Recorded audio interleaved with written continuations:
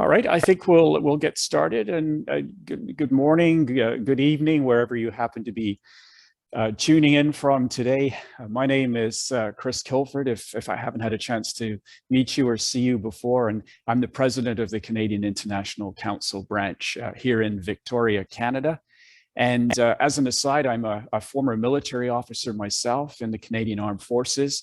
I was in the Army, and I was our defense attaché in Turkey from 2011 to 2014, and I'm a sessional professor at the Royal Military College and the Canadian Forces College here, and I do a lot of online courses, often focused on the Baltics. My students write on the Baltics and the region and what's happening in Ukraine. So as our guest is speaking today, I will be madly taking notes as well, because it's going to help me for the classes that I run at the two colleges. So welcome also to our guests that are with us today, and of course our guest speaker coming all the way from Riga. It's great to see you, Evija, and I'll introduce you shortly. And so before the official start begins, I think it's important that I note that CIC Victoria members live, work, and learn on Coast Salish territory, and in particular, the traditional lands of the Songhees and Esquimalt First Nations. And for those of you who are not familiar with the Canadian International Council, we are an independent, membership-driven organization with the express mandate to engage with Canadians on international affairs issues. And we have branches in 19 Canadian cities with about 1,300 members. And we're always on the lookout for new members. So if you want to join us, just Google the Canadian International Council, you'll find us. And just here in Victoria, we have 440 members and 100 students, and I know many of you are joining us today, and thank you for spending your time with us. We will have a Q&A session today, and I'm sure most of you are now familiar with how that's done. If you scroll to the bottom of the screen, you'll see an area where you can type in your questions, and we will do our best to get to all of them in the hour that we have. And we are recording this event for those that couldn't join us today. So let's move on to our guest speaker, and it's Evija Djatkovica, all the way from Riga. And so excited to have you here, because we've been building to this for some time to get you into the room with CIC. And Evija is the head of the Belarus and East Europe program with the Center for Geopolitical Studies in Riga, a co-founder of the organization as well. And it's new. It was established this year as an independent research think tank based in Latvia. And the focus of the think tank is the various security dilemmas and geopolitical rivalries in the Baltic Sea region and beyond. And Evija holds a master's degree in diplomacy, and she's pursuing a PhD in political science at Riga Stratens University. And her research, which is extensive, her writing also has focused on Eastern European countries, particularly Belarus, Ukraine, and Russia, and of course the Baltic Sea region. And as I mentioned, she's authored so many policy-oriented publications, and I've been looking at them, which has led to this moment, because I was working with my students and kept coming across your publications. And so I was so glad that we were able to get you to join us today, Evija. And so what I'd like to do to get us started is just say right off the top, we're over here in Canada, most of us listening in today, and we see so much going on in Ukraine, of course, but around Latvia, the Baltic states. We saw recently the situation in Belarus with the election of Alexander Lukashenko. We saw the migrant crisis with migrants coming into Belarus and moving into Lithuania and Latvia and so forth. It created quite an issue. And of course, we have a large Canadian military presence in Latvia, but which has grown recently because of the situation in Ukraine. And so if we look at what's happening in and around your country on any given day, there's so much happening. It's so difficult to know where to start. So I thought it would be best if I turn the floor over to you and you try, I know you can, but put it into some context. What is happening in this busy part of the world, and where are we going?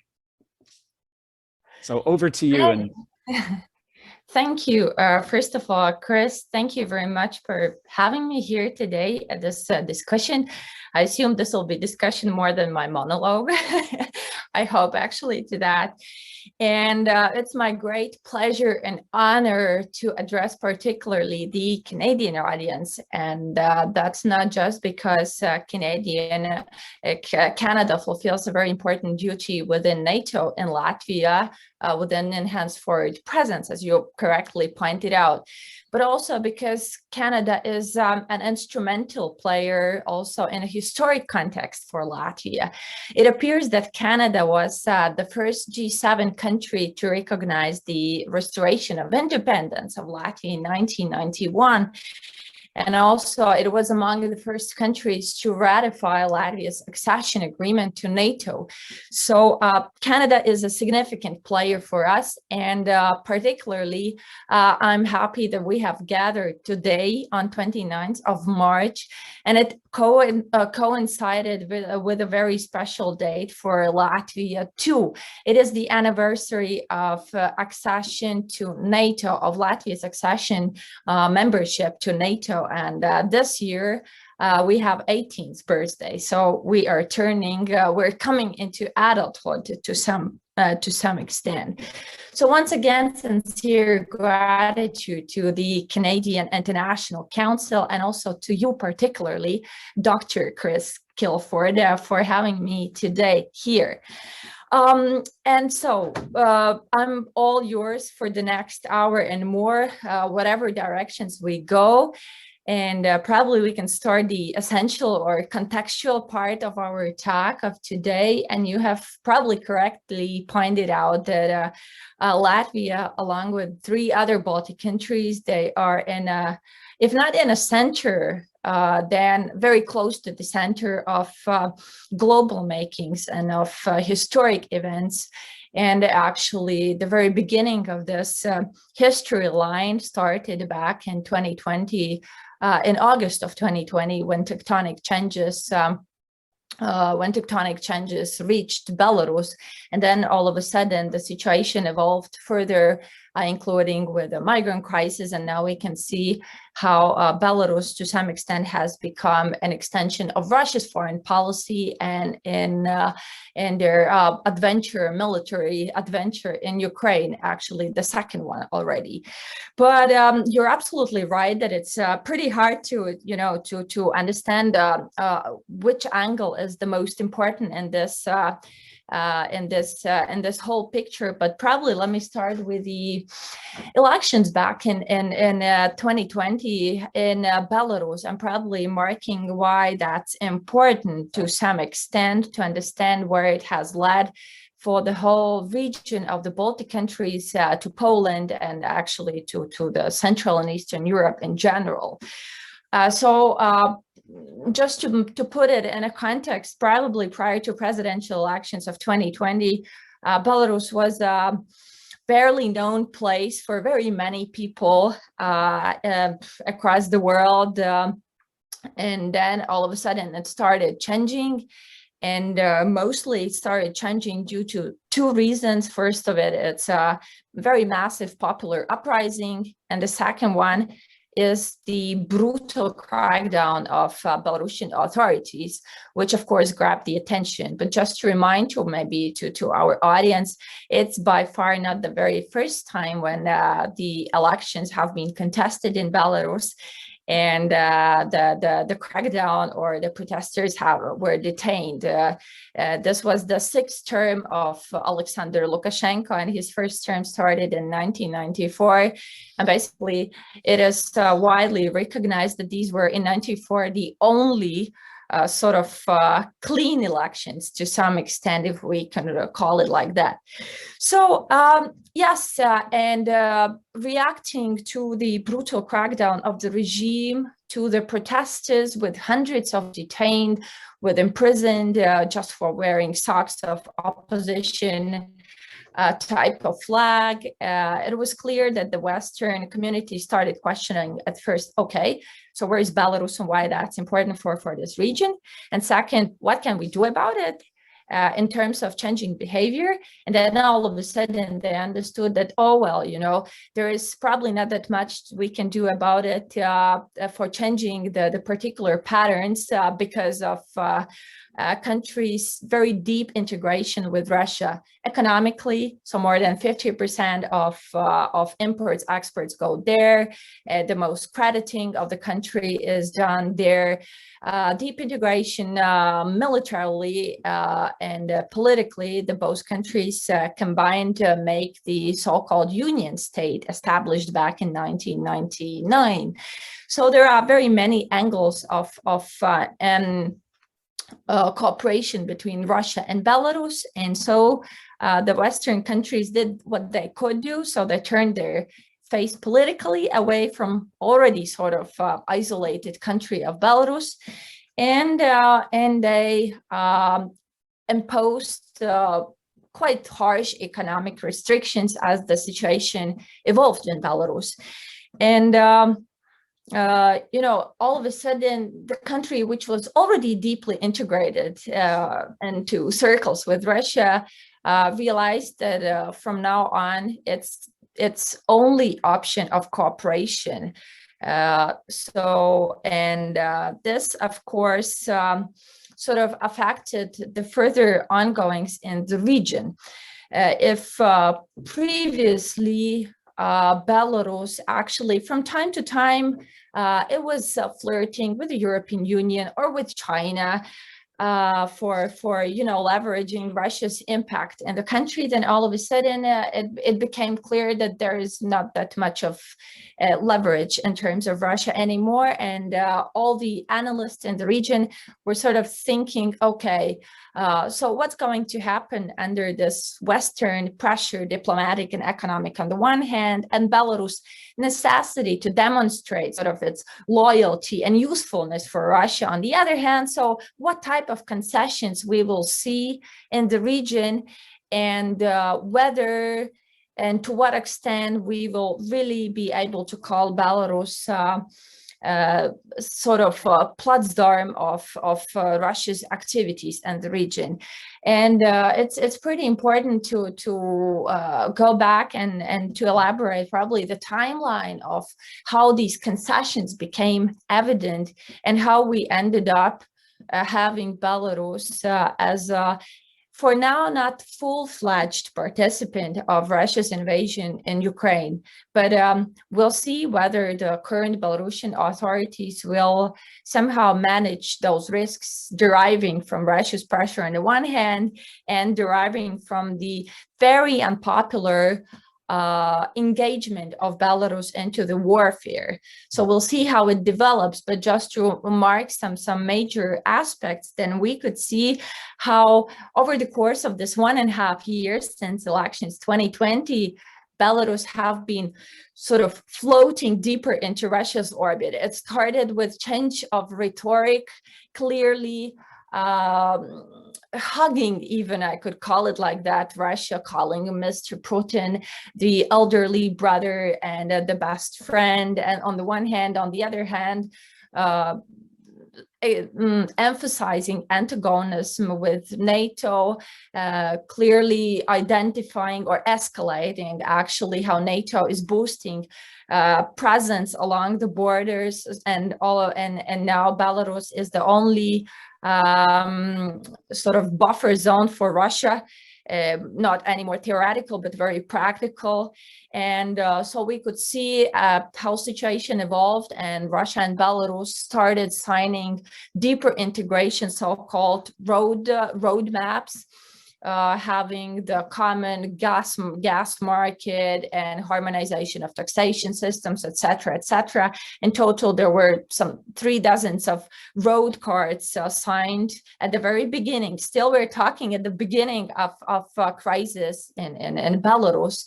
And so as the situation evolved, then the first important concession that was given up by Belarus was Russia's military presence in the country. For a very long time, Russia sought military base, so permanent military presence in Belarus, and it didn't have it.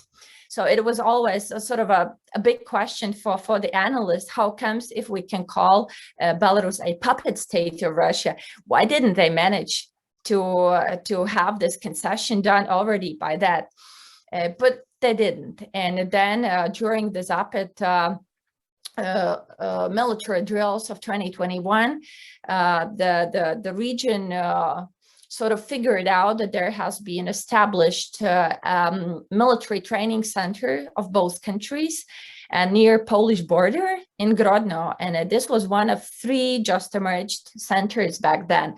So Russia kind of opened the door for its military presence without knowing how this would evolve further. And this, of course, already back then influenced the calculations in respect to situation in the theater, a security theater of the region.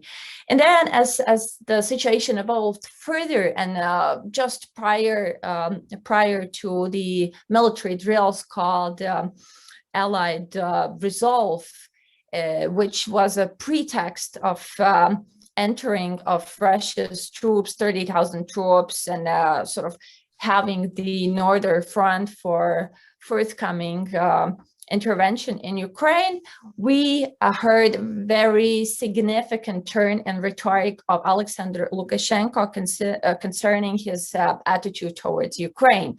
So it was very significant turning point when he said that, okay, for a very famous Russian media and for journalists giving an interview, he said that, okay, yes, Crimea is well, I'm not quoting him, but anyway, the Crimea is territory of Russia, and he was proposing to visit the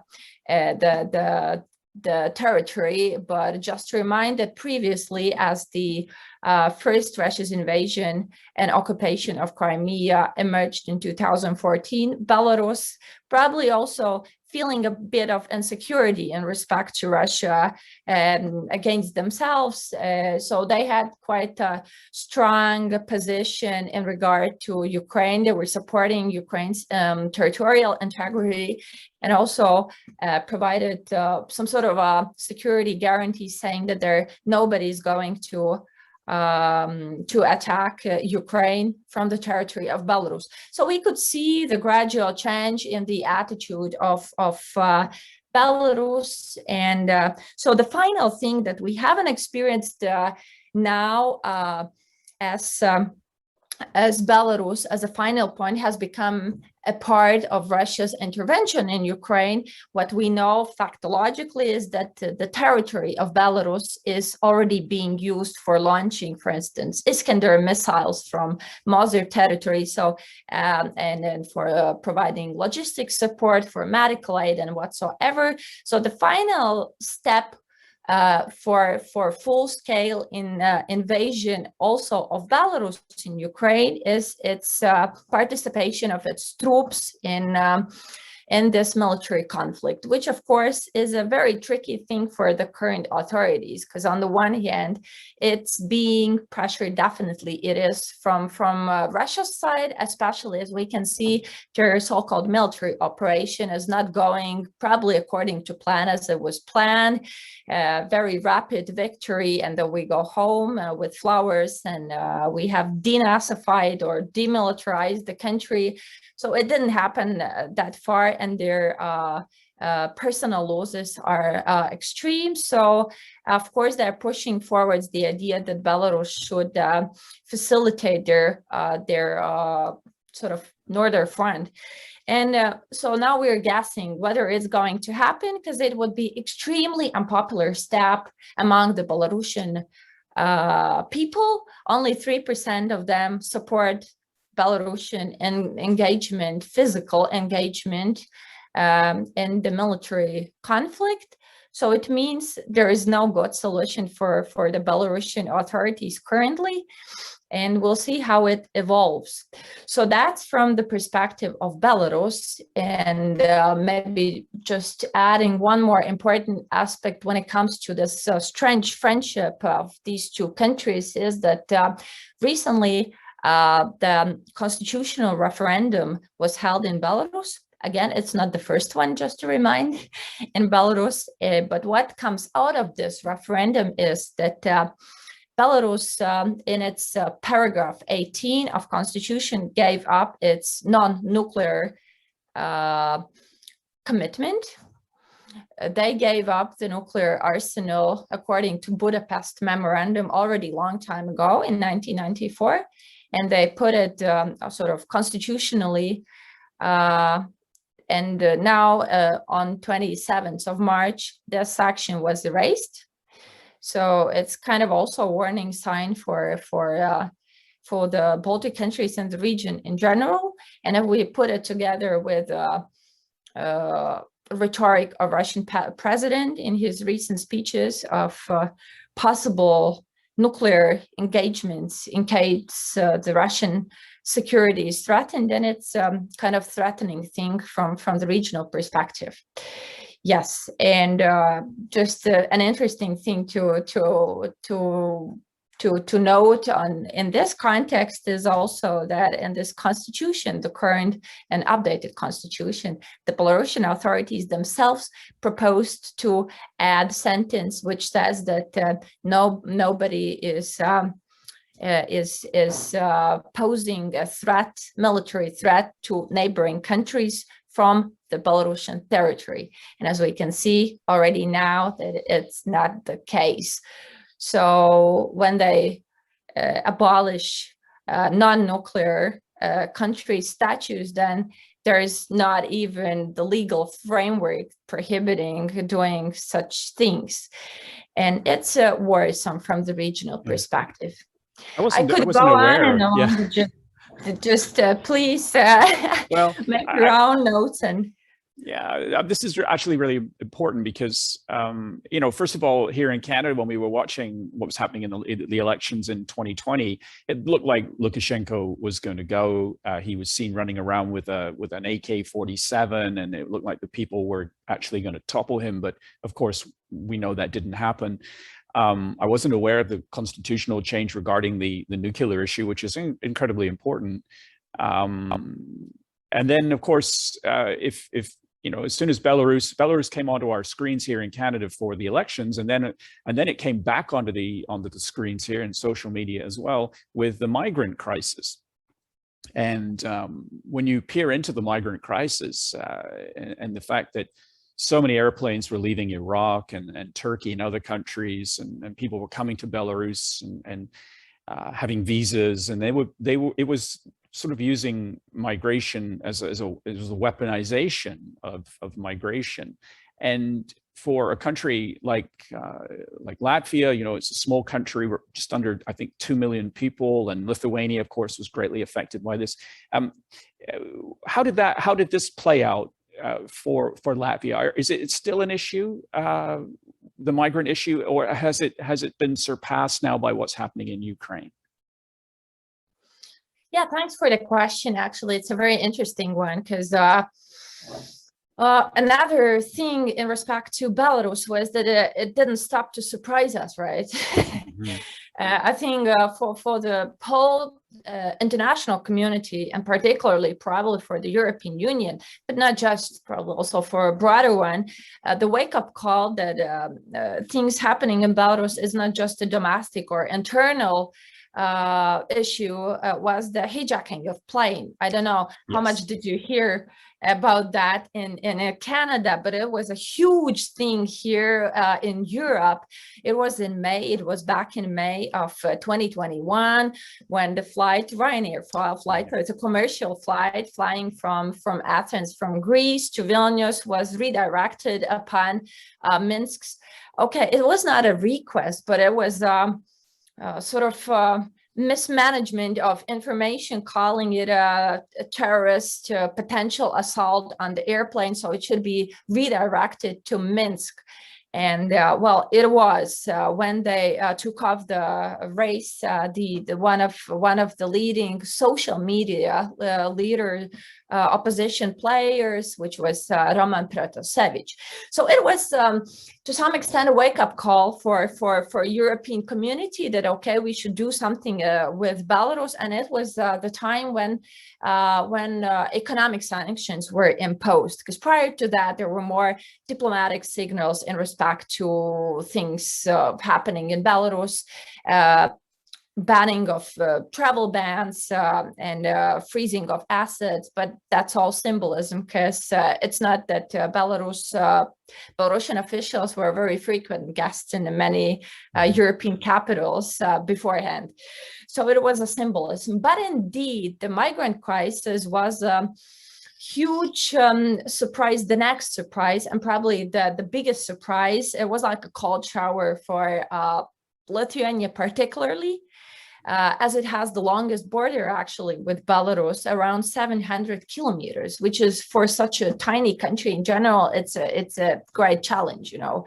And also, of course, for Poland and later for Latvia too. And the problem with the crisis was that, okay, on the one hand, this once again highlighted unpredictability of Belarusian authorities.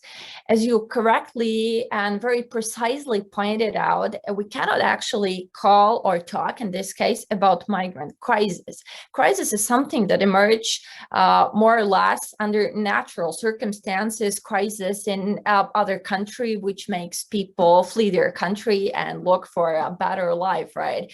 But in this case, it was artificially created situation in which state institutions engaged in systematic organizing of flows from Middle East, mostly from Middle East, to the Baltic countries and Belarus. And the best, probably the best acknowledgement of this instrumentalization of people is sanctions list of European Union, which clearly says that, okay, Belarusian state authorities, tourism operators, airplane companies, and other partially or fully state-owned enterprises are involved, and therefore they are sanctioned, including, for instance, the national Evija air carrier Belavia is on the sanctions list. So yes, it was quite a surprising thing, but it was it could be logically explained if we take a closer look. Because, you know, the three Baltic countries, particularly Lithuania, but also Latvia and Estonia, they have been among the key critics of Belarusian authorities as of the presidential elections of 2020. And they were the driving force, and they were actually the pace setters of the European Union sanctioning policy. And there were plenty of state-level projects suspended with Belarus, and many other steps were taken sort of to punish the country for its behavior. And to some extent, we were kind of analyst community were surprised that the Baltic countries punched above their weight in this particular context, you know. So yeah, it was pretty rational that the migrant flow went to the Baltic countries, those that have the border with Belarus, and well, there are a number of other reasons too, but we can elaborate on that later.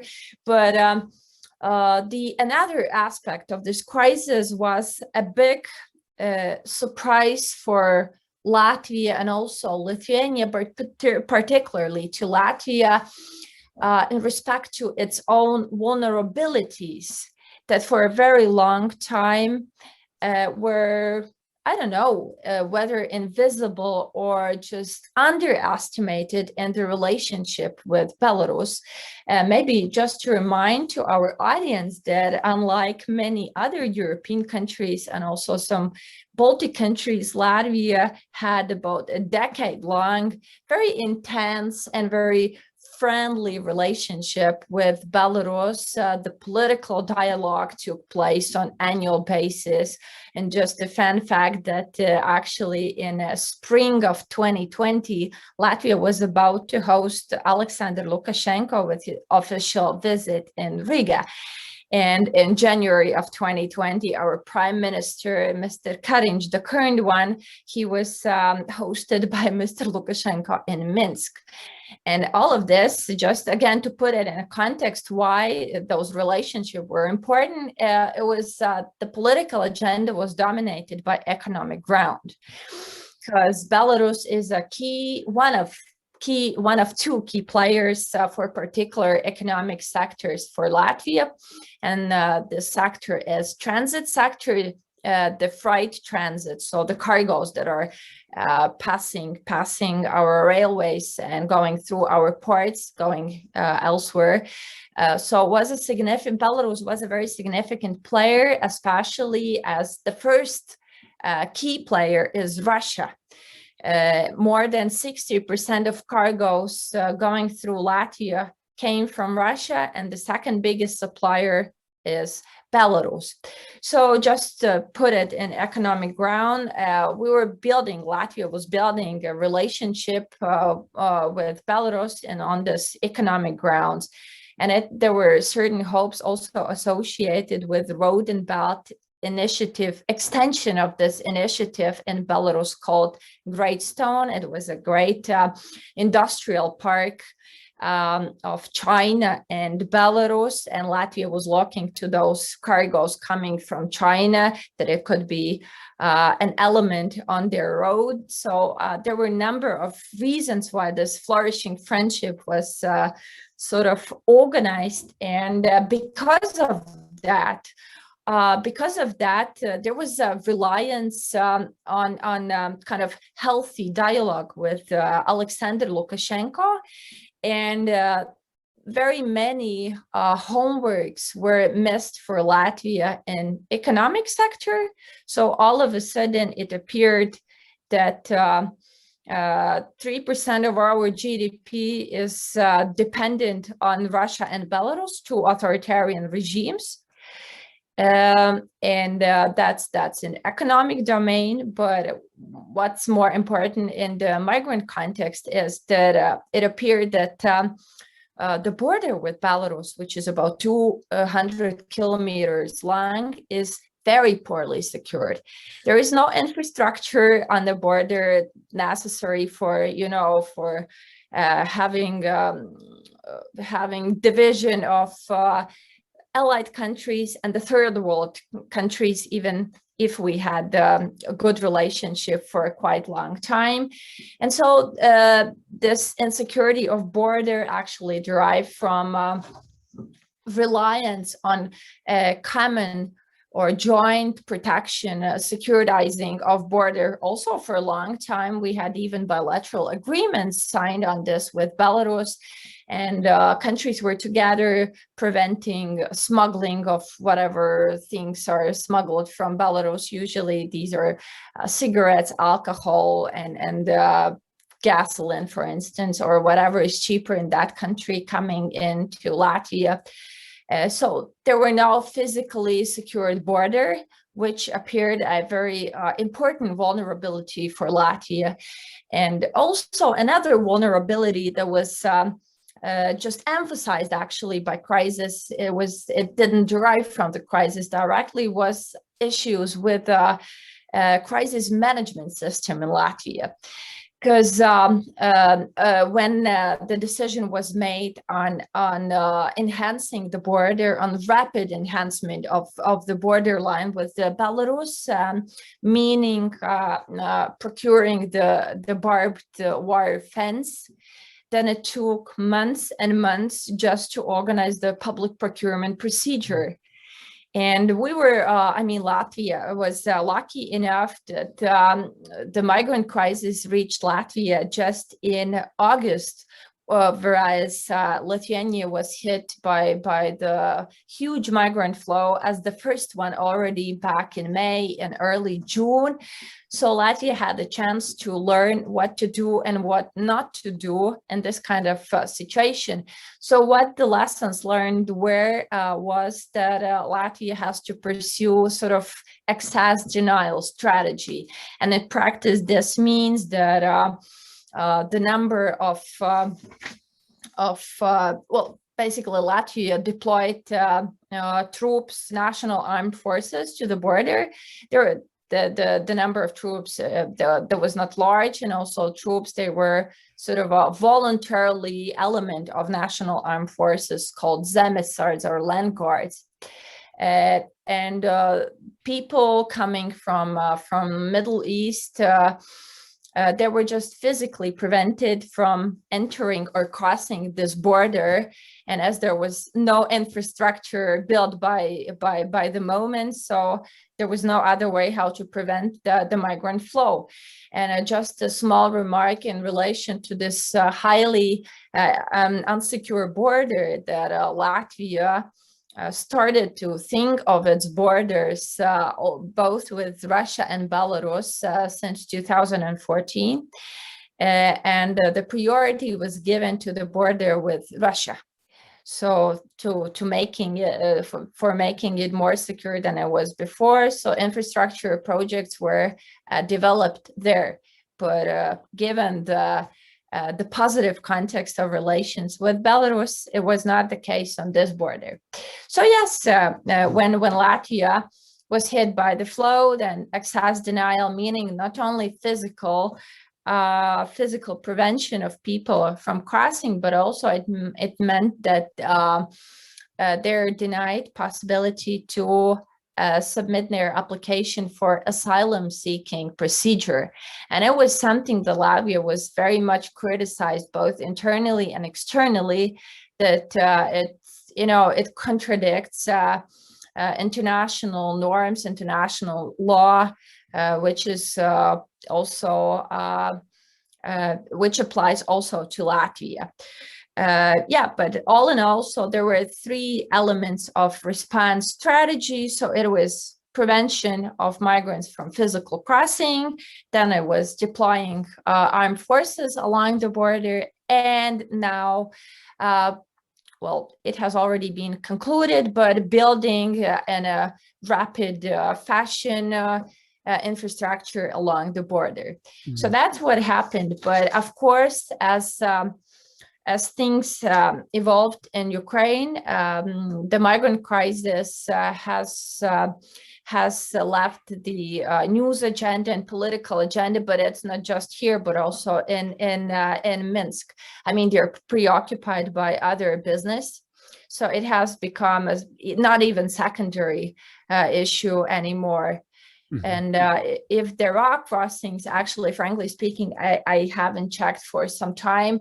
The last observations were from February, and then there was a bit of increase of the number of crossings. So it was like 30, 40 people per day, which is quite a significant number for Latvia, which prior to crisis had like illegal 300 or 400 crossings per year. Mm-hmm. But then all of a sudden there were thousands of people crossing in a very short periods. Mm-hmm. So that's in short. Yeah, well, it's important. You mentioned procurement issues, and we are no stranger to procurement issues here in mm-hmm. our country. The situation in Ukraine has actually led to some interesting things happening here. We've been talking about buying a new fighter jet for a long time, and it's taken the situation in Ukraine to actually cause our government to announce, I think it was yesterday, that we're going to buy the F-35 fighter jet, which brings me to the Canadian forces. We've had for several years now a presence in Latvia with our enhanced forward presence battle group. Roughly 500 Canadians, sometimes 600, now being boosted probably to about 800, and 8 other countries contributing troops to that presence there. I know it's really important for Latvia, But I just wonder, for our Canadian audience in particular, how much emphasis is put on that presence there, the Canadian presence? Is it seen as vitally important, or is it just something that's happened and life moves on? What's the thoughts in Latvia about the Canadian presence? Well, frankly speaking, I would say that the Canadian presence, of course, we're aware that Canada is a framing nation of the battle group stationed in Latvia. That's kind of a fact, right? People are aware, and it's particularly emphasized as some official visits take place. And actually, just recently, I think it was March 8 or 9, Canadian Prime Minister Justin Trudeau came with a visit, also with a defense minister and a chief of military of Canada to Latvia, to announce that Canada is prolonging the mission and boosting its military presence here. So, and it was very much welcome, definitely. And but I think in a broader context, Canada is seen as an integral element of NATO's general presence in the region and in the country. And and it brings me to probably to the next issue, which is very much interrelated, as you already mentioned, the enhancement and boosting of NATO's presence in the region, as considering the security the situation and change of security architecture in the region. And there has been always it's not even a dilemma, but a debate on the extent and of framework of NATO's presence in Latvia, and also in a broader Baltic region. Meaning, by saying this, I mean, I think the Baltic countries already back in 2014 were very much lobbying permanent presence of NATO as number one thing, and numerically larger military presence of the US troops, which no doubt is the leading military force both in NATO and in general, I mean, in the world. So these have been very, very much not even debated issues, but lobbied issues by the Baltic countries within the alliance. And if, the initial response by NATO now during the Ukrainian crisis, it was very much sought by the Baltic countries in terms of demonstrating alliances, credibility and resolve. And I think the initial response in the first days, it was kind of okay. It provided these kind of messages, and why there are two elements. First of all, there was a huge U-turn in Germany's stance in terms of defense and military engagement. Right, it was finally ready to commit itself to 2% of GDP, and now if they meet the goal, then there will be some 100 billion euros budget, and they'll be the second biggest investor in the NATO's collective defense. But in general, no, it's not just about that, but also, as we know from the 2014 and the deployment of NATO troops back then, forming those enhanced forward presence battle groups, then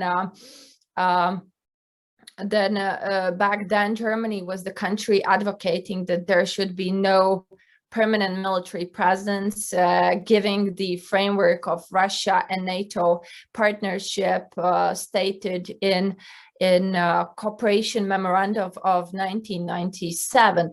So once the Germany changed its political stance and it was ready to sort of engage in NATO's activities more and give away its Ostpolitik, actually, it lasted until that week when they announced the increase and sending weapons to Ukraine, etc., etc. So this was a credible sign of NATO's credibility. NATO definitely gained from this very much. And the other aspect, important aspect, of course, was invigoration of NATO's reaction force, being able to gather some 40,000 troops in a kind of a short time period, and also the decision of allies to increase their presence in the region, including Canadian presence. But then we just recently we saw the NATO summit happening in Brussels, and I think this was the second stage of NATO's response to Russia's intervention to Ukraine. And this is where the Baltic countries, if I can say it so, then they saw a great disappointment. At the end of the summit, what was decided, at least so far, we don't know what's going to happen until the Madrid summit later in spring, and during the framing of NATO's new concept for 2030. But what was out of this summit was that the Baltic countries were not mentioned by a single word in as a follow-up, as a result of this summit. But just let me remind you that actually the Baltic countries are those that directly face Russia and Belarus. They are immediate neighbors of those two potentially hostile countries, and altogether the Baltic countries form a border of around 1,500 kilometers with potentially with the country with potentially malicious intentions, so there were expectations, if not of permanent military presence, which of course mean also stationing of weaponry, of heavy weaponry, probably including also the air defense systems, which is a key element of vulnerability for the Baltic countries. So we didn't hear anything of that. And instead, we heard boosting or deploying some NATO, again, battle groups, whatever it means, to some other countries like Romania, Slovakia, which is, of course, good and necessary. But on the other hand, I mean, if it's priority, I'm not sure, but probably NATO experts know more. But I'm just afraid whether that's not, again, the repetition of the situation in which we do not want to be too provocative in respect to Russia and current circumstances to deploy additional troops in the places where it's particularly necessary, and if that's the case, then I think it's to some extent it's a great tragedy, because all over again and again throughout this crisis and also the previous ones, we're kind of we're agreeing to Russia's terms of the game, right? We're not setting the rules ourselves, but we are agreeing to what Russia allows us to do, and that's a pretty damaging thing to my understanding. Yeah, so that's again short. Well, I always find it's a bit of a balancing act, because, as you say, you don't want to be too provocative, because of course that gives ammunition to Putin and justification perhaps for some of the things that he's been doing. And if I'm sitting in Washington or Ottawa or Riga, the consequences of what Putin has done in Ukraine have all actually been to my advantage, not to the advantage of the Ukrainian people, that is clear, but he's actually galvanized NATO, in ways that we wouldn't even have considered in late 2021, and certainly in the Canadian context as well. We were engaged with Ukraine. We've been training the Ukrainian military for at least 6 or 7 years now, and I think it's actually been very, very effective. I know our time is short, and I did want to ask you about Ukraine, because you've been on the ground there. We've seen the situation unfold.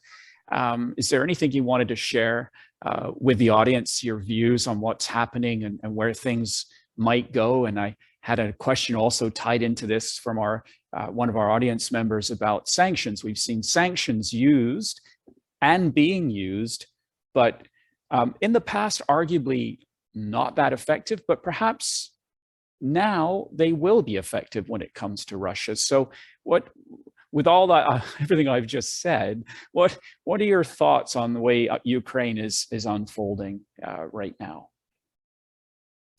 Thank you. That's a great question. You're absolutely right. I don't know for good or for bad, but indeed, I had that very useful opportunity to join the ceasefire monitoring mission to Ukraine, sponsored and organized by the German government back in September of 2021. So it's not that far before the conflict escalated and turned into full-scale war. And if I have to share my observation, that there are a couple of them, definitely. Well, first of all, something that Russia didn't understand clear enough in their military operation, and their current military operation, is the level of involvement of Ukrainian army, Ukrainian military forces over the course of past 8 years. In terms of equipment, in terms of military training. As you correctly pointed out, Canada was among the training countries, and also Latvia did, and many others did. And so they harmonized many aspects of military issues according to NATO standards. And also, their resolve changed dramatically over the period of these 8 years, so that didn't really count that the military can do much more than they did before, and also that they have now a practical experience of warfare, right? And they're on their own terrain. So they have very many strategic advantages, even not talking about, emotional advantage, because the people, they do know what they defend there. They have the resolve, they understand what's the goal, versus the Russian soldiers not necessarily always understand what exactly is the overall, not even the tactical, not the goals of this current operation. So that's first observation, and this is probably also one of the answers to the question why Ukraine has been relatively successful, at least so far, in defending their territory. Maybe not in all places across the country, but at least in very many of them. That's the first thing. The other thing is what Russia didn't understand right, probably, is the sentiments of population in Ukraine, and particularly also in this disputed Donbas region, but also in so-called Russian-speaking cities as Odessa, as Mariupol, and others. They probably really expected being welcomed as some kind of liberators, even though it's not clear, even for me, what exactly is this liberation operation targeted at? I mean, from whom are we liberating the society and the people? When we're talking about denazification, so meaning changing the regime, the current regime of Belarus, of Ukraine, because it pursues the tactic of fascism, it is a clear nonsense. I mean, their president, we have heard it many times, but their president is Jew as the first thing, and not just president, also prime minister. So it's just nonsense in essence. But even if we consider that Russia perceived authorities of Ukraine as a great evil, just named fascism just to have more legitimacy for what they're doing, then they miscalculated the level of support of population to their current authorities. It's a first thing. Another thing, they misperceived their own results of their own behavior since 2014.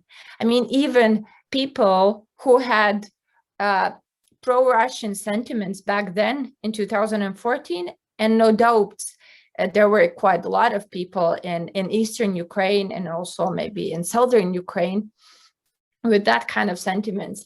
It has changed.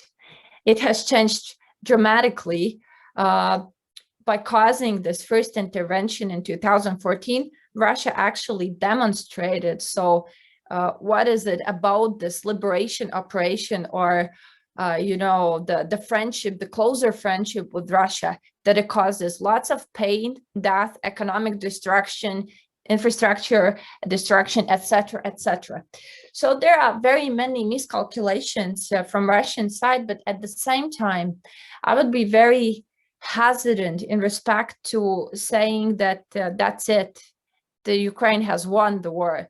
It's not even clear how exactly we could define in this conflict victory of any of sides. But what Russia is doing currently, they're engaging not in sprint, but in marathon. And Ukraine was doing very good in sprint, right? But in marathon, in case the negotiation process fails, and we know that today there was another round, and it seems that they might have come to some agreements.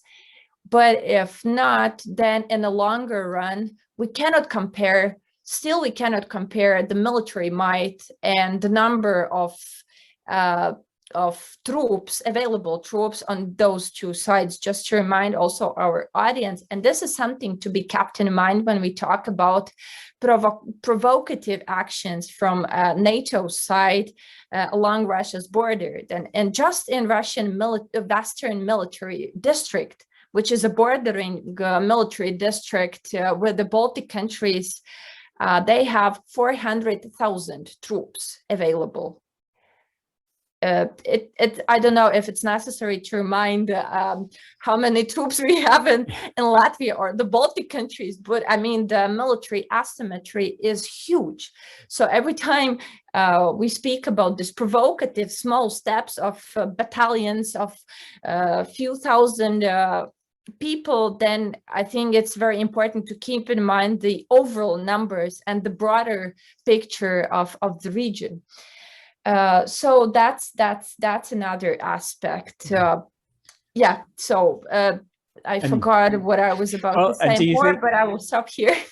I just in the case of the sanctions on Russia, and I would imagine it has a huge impact on Latvia on all the Baltic states, as you've said, because of the trading relationship. Do you think sanctions in the long term? You talk about a marathon. Do you think if they're maintained, it's going to have a significant impact on Russia? Well, they might. They might and they might not. There are very many examples in a world history when sanctions have been applied, but whether it changes behavior, especially in a short term, probably not. That's the first thing. When we talk about sanctions, then we should understand for ourselves that there are two types of elements deriving from sanctions. One element is sanctions as shutting down SWIFT, Visa, Master, whatever, sanctioning the central bank or any other elements. This is sanctioning policy sort of initiated by the collective West, as Russia often says. But then there is another realm of indirect sanctions, right? This is public image, which is damaged, and the foreign companies, they flee the country with this rocket speed, right? And they are employers in this country, they're taxpayers in this country, etc., etc. And if I had to bet, then I would say that this element might cause even more pain than the first one, because this element will be the one that the Russian average citizen will probably feel faster than the other one. Because if you don't have any more, I don't know, Apple iPhone available, that's probably not the question. It's not a big issue for regions, for remote places of Russia, but for those living in big cities, having sufficient income, it is an issue, right? And it's very important to to signalize the link between behavior of authorities and the quality of life, especially for inhabitants of big cities, because they are the driving force, driving potential of changes in this very big country. And so I would bet having more effects from that side, especially given the huge number of companies leaving the country. For now, there are more than 400 companies, big companies, I mean big employers. And this is something that what's very important. Well, whether this will help Ukraine, I'm pretty sure that not. But it might have impact on Russia's economic condition for further actions in the region.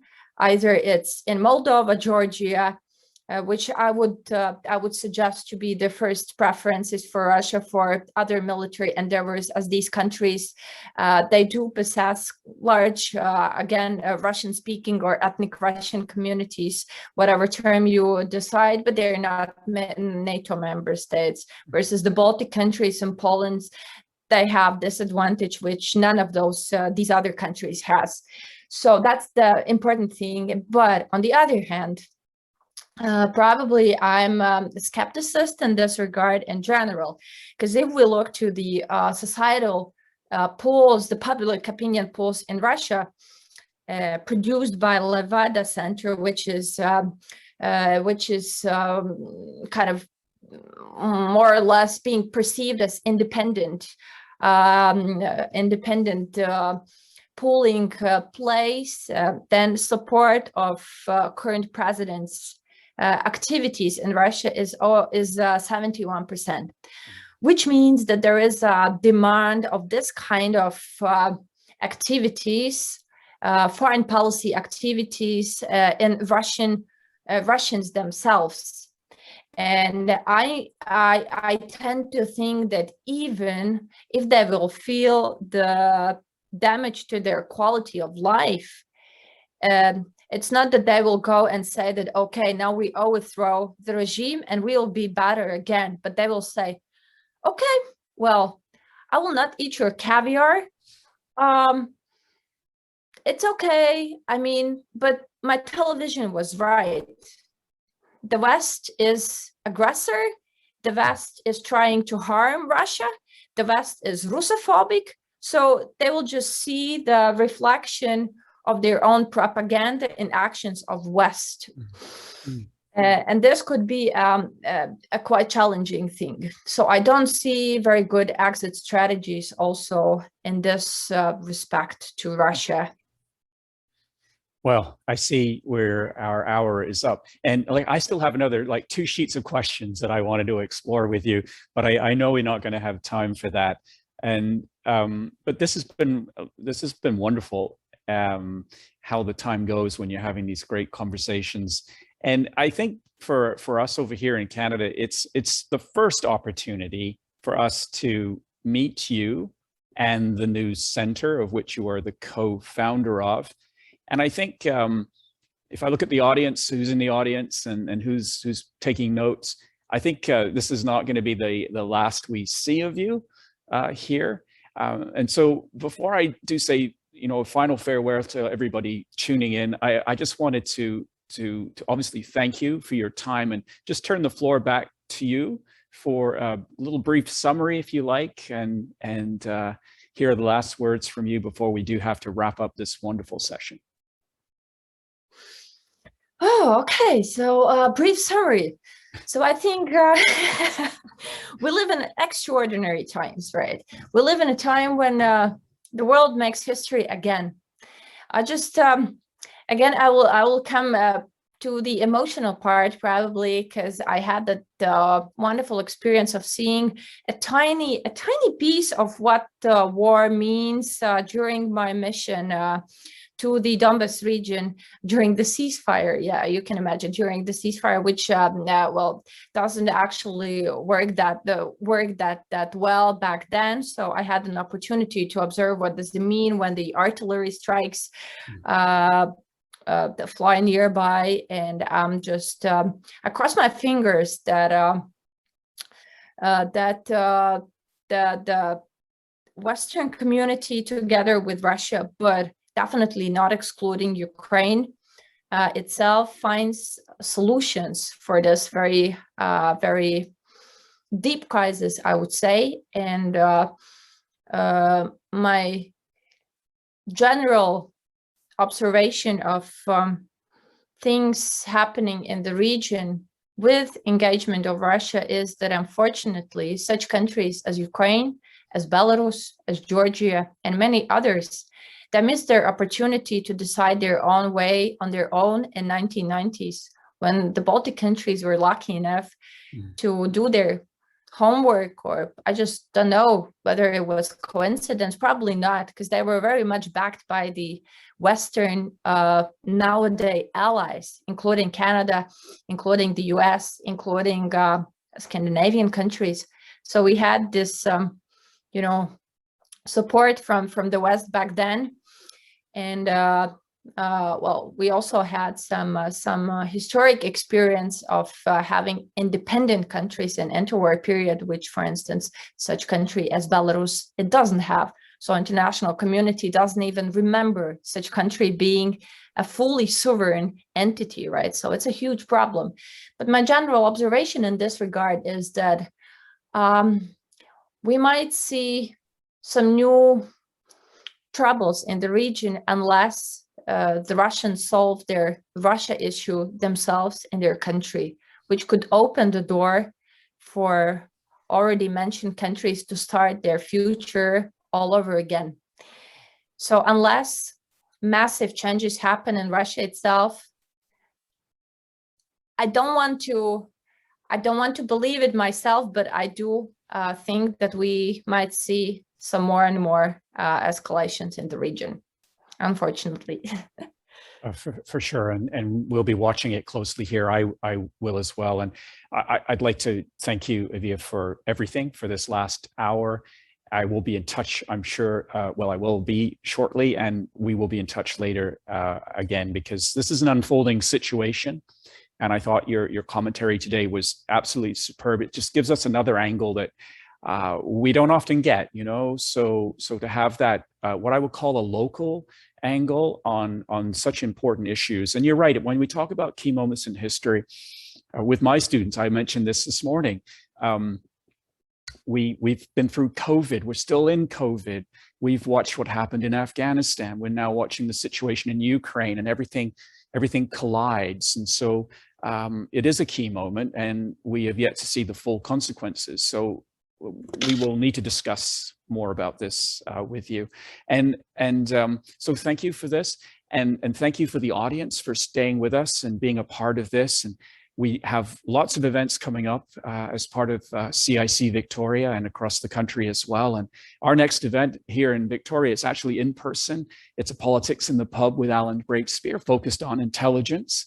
And so we've been passing out information on that. So please join us if you can. Check us out online.